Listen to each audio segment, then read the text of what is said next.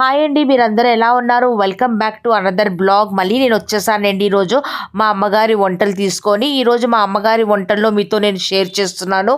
మా అమ్మగారు నేర్పించినట్టు పాలకూర పెసరపప్పు వేపుడు చేస్తున్నానండి. చూడండి ఈరోజు నేను ఎలా ప్రిపేర్ చేస్తున్నానో పాలకూర పెసరపప్పు వేపుడు. పాలకూర పెసరపప్పు వేపుడు చేయడానికి ఆల్రెడీ స్టవ్ పైన ఇక్కడ మూకుడు పెట్టానండి, కొద్దిగా నూనె వేసి. ఇప్పుడు మీకు చూపెడతాను పాలకూర పెసరపప్పు వేపుడులోకి నేను ఏమేమి తీసుకుంటున్నానో. చూడండి, ఆల్రెడీ పెసరపప్పు ఉంటుంది కదా, మంచిగా కడిగి దీన్ని ఒక 2 అవర్స్ వరకు మంచిగా నానబెట్టుకున్నానండి. పాలకూర పెసరపప్పుకి మంచిగా ఇక్కడ నానిపోయింది. ఇప్పుడు నేను ఏంటంటే తాలింపులో ఇక్కడ మీకు చూపెడుతున్నాను వెల్లుల్లిపాయలు, జీలకర్ర, ఇంకా పచ్చిమిరకాయలు అండి. యాక్చువల్లీ ఏంటంటే మా అమ్మగారు చెప్పేవాళ్ళు ఆకుకూరలో వెల్లుల్లిపాయలు, పచ్చిమిరకాయలు కొద్దిగా ఎక్కువగా వేసి మనం ఫ్రై చేస్తాం కదా, రెసిపీ చాలా టేస్టీగా అవుతుందని. ఇంకా ఇక్కడ చూడండి, ఆల్రెడీ పాలకూరని మంచిగా నీట్ చేసుకొని కట్ చేసుకొని నేను పెట్టుకున్నానండి. ఇప్పుడు ఇక్కడ చూడండి, ఆల్రెడీ ఆయిల్ ఉంది కదా, నూనె కొద్దిగా వేడైంది. అయిన తర్వాత ఇప్పుడు నేను దీంట్లో వేసాను పచ్చిమిరకాయలు, మీకు చూపెట్టాను కదా, పచ్చిమిరకాయలు, ఎల్లుల్లిపాయలు, జీలకర్ర. దీన్ని వేసి దీన్ని మంచిగా ఇప్పుడు కొద్దిగా కలర్ చేంజ్ అయ్యేంత వరకు మనం కొద్దిగా ఫ్రై చేసుకుందాం. ఇప్పుడు చూడండి, కంటిన్యూస్గా నేను ఇక్కడ కలుపుతున్నాను, మంచిగా దీన్ని ఫ్రై చేస్తున్నాను. ఇది పచ్చిమిరపకాయలు కొద్దిగా ఫ్రై అయిన తర్వాత దీంట్లో ఇప్పుడు నేను కొద్దిగా ఇంగువ ఉంటుంది కదా, ఇంగువ పొడిని వేసాను. ఇంగువ పొడి వేసిన తర్వాత దీన్ని కూడా కొద్దిగా మంచిగా ఇప్పుడు మనం కలుపుకుందాం.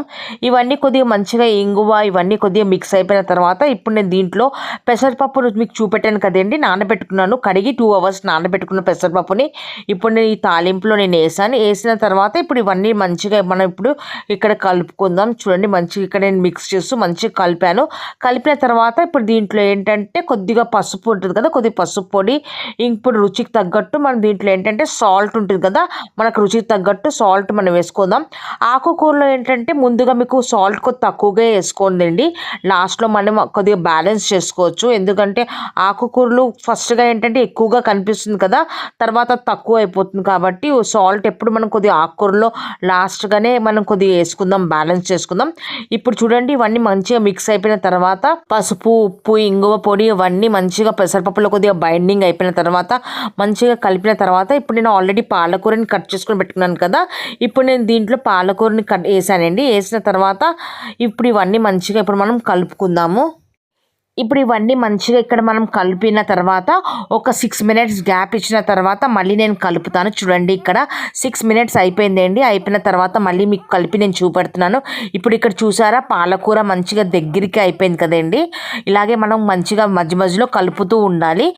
ఇప్పుడు ఇక్కడ నేను పాలకూర పెసరపప్పుని మంచిగా కలిపిన తర్వాత మళ్ళీ ఒక 7 మినిట్స్ తర్వాత మళ్ళీ మీకు చెక్ చేసి నేను చూపెడతాను.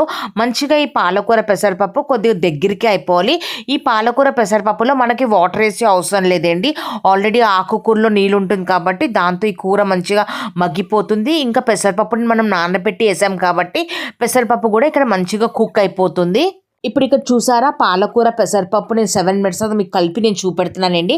7 మినిట్స్ తర్వాత ఈ పాలకూర మంచిగా ఇక్కడ మగ్గిపోయిందండి, ఇంకా దగ్గరికి కూడా అయిపోయింది. ఇదే సింపుల్గా పాలకూర పెసరపప్పు రెసిపీ అండి.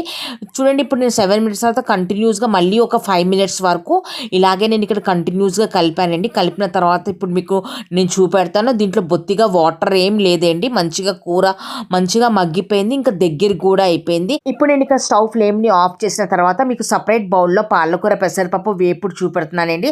చాలా సింపుల్గా ఈ పాలకూర పెసరపప్పు వేపుడు రెడీ అయిపోతుంది. డెఫినెట్లీ మీరు కూడా ఒకసారి మా అమ్మగారి రెసిపీని ఒకసారి ట్రై చేయండి. మధ్యాహ్నం భోజనం టైం కూడా అయింది కాబట్టి ఇప్పుడు మీకు ఇక్కడ నేను చూపెడుతున్నాను. ఈరోజు మధ్యాహ్నం భోజనంలో పాలకూర పెసరపప్పు వేపుడు, పెరుగు, స్టీమ్ రైస్, ఇంకా పల్లీలు చెక్కియండి. ఒకవేళ నా వీడియో మీకు మంచిగా అనిపిస్తే ఫర్దర్గా మీ ఫ్యామిలీ, మీ ఫ్రెండ్స్కి కూడా షేర్ చేయండి. Please do like, share and subscribe to my YouTube channel. Thank you very much అండి. మళ్ళీ కలుద్దాం మా అమ్మగారి వంటలతో. థ్యాంక్ యూ అండి.